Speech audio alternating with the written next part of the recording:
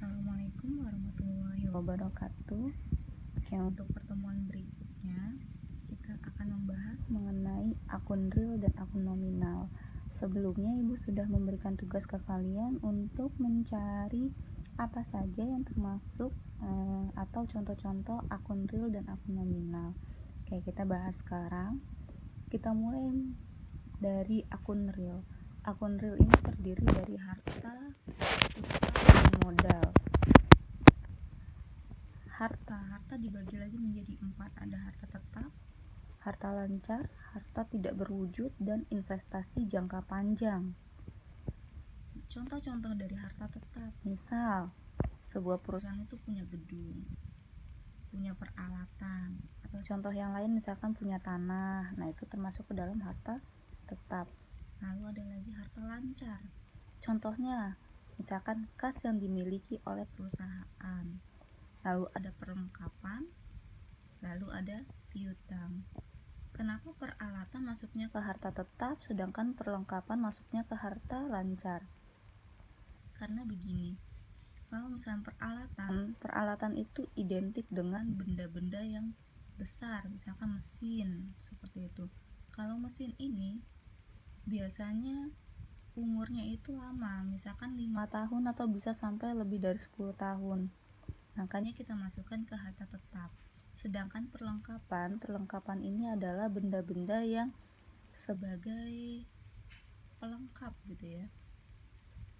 Misalkan dalam jangka waktu beberapa bulan harus beli lagi seperti itu, makanya masuk ke dalam harta lancar.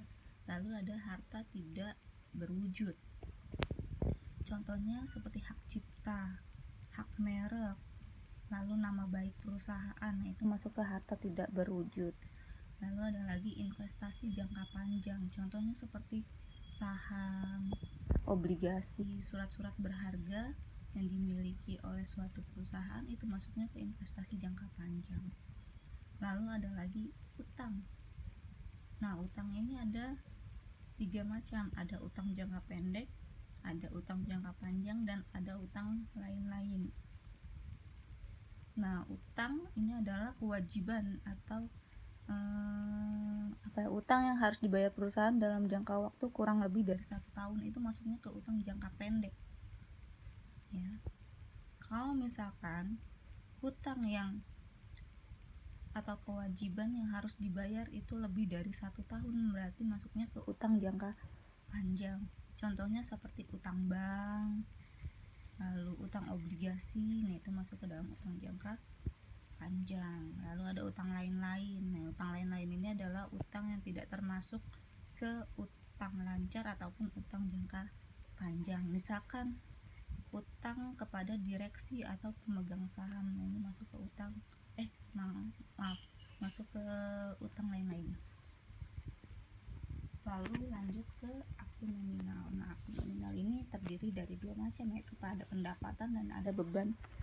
Kalau pendapatan pasti sudah pada paham, berarti apa saja yang dihasilkan oleh perusahaan itu masuk ke pendapatan. Nah, asalnya dari mana? Yaitu dari kegiatan yang dijalankan oleh perusahaan. Apabila menghasilkan uang, itu berarti masuknya ke dalam pendapatan. Lalu ada beban-beban. Beban-beban ini adalah biaya yang dikeluarkan perusahaan berkaitan dengan kegiatan usaha perusahaan untuk menghasilkan pendapatan gitu. Contohnya seperti apa?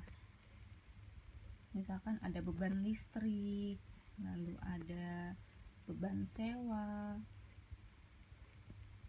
dan lain-lain. Kalian bisa cari sumbernya dari mana saja, bisa dari buku ataupun dari YouTube gitu. Oke, kita tadi bahas tentang harta lancar. Di sini ada kas, perlengkapan, piutang. Nah, bedanya piutang dengan utang kita akan bahas. Begini, di sini ada contoh. Andi memberikan utang kepada Bagus. Berarti kan Bagus menerima uang dari si Andi. Nah, Andi memberikan utang kepada Bagus, berarti yang punya hutang si Bagus. Bagus memiliki utang. Sedangkan si Andi, karena uangnya ada di Bagus, berarti dia memiliki piutang. piutang, berarti uang yang ada di orang lain, yaitu uang yang ada di si Bagus. Jadi Andi memiliki piutang, sedangkan si Bagus memiliki utang. Nah, itu sekilas tentang pengertian dari akun real dan akun nominal. Sekarang kita akan masuk ke dalam contoh atau analisa. Ini Ibu mengambil contoh analisa persamaan dasar akuntansi itu dari buku LKS kalian. Itu ada di halaman 33. Di sini tentang analisis transaksi dan pencatatan dalam persamaan dasar akuntansi. Contohnya, perusahaan rental mobil milik Pak Bagus membeli mobil baru secara kredit untuk menambah kendaraan yang siap disewakan. Transaksi ini berpengaruh terhadap akun apa aja? Memiliki atau membeli mobil baru secara kredit, ya. Kredit berarti ada kas yang keluar untuk membeli mobil. Lalu kendaraannya bertambah enggak? Oh, bertambah. Mobilnya pasti bertambah. Tapi selain kas dan kendaraan, karena belinya kredit, berarti muncul yang namanya hutang. Seperti itu. Kita akan masuk ke contohnya.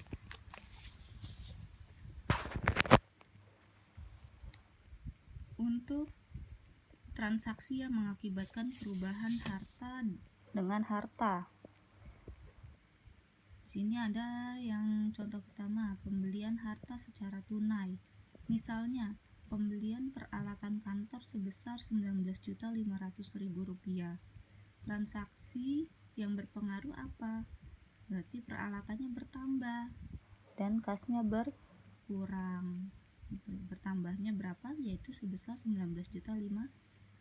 Berkurangnya pun sama karena dibelinya secara tunai. Lalu yang B, penerimaan piutang usaha. Misalnya menerima pembayaran piutang, nah berarti dia menerima pembayaran utang dari orang lain. Berarti ada kas yang masuk ke dalam perusahaannya dia sebesar 7.200.000. Berarti yang kita catat, kasnya bertambah sedangkan piutangnya berkurang. Berarti dia tidak punya piutang lagi ke orang lain, tidak ada yang bisa ditagih lagi. Besarnya sama, sebesar 7.200.000. Lalu ada penjualan harta secara tunai. Misalnya perusahaan menjual gedung kantor yang tidak terpakai sebesar 895 juta. Nah, transaksi ini berarti berpengaruhnya kemana? Karena menjual gedung berarti otomatis dia dapat uang. Dapat uang berarti masuknya ke kas, dan gedung yang tadinya sudah dimiliki sudah tidak ada. Jadi gedungnya berkurang sebesar 895 juta rupiah. Gitu. Nah, kalian bisa baca di LKS kalian. Ini ada contoh-contoh transaksi yang mengakibatkan perubahan harta dengan utang.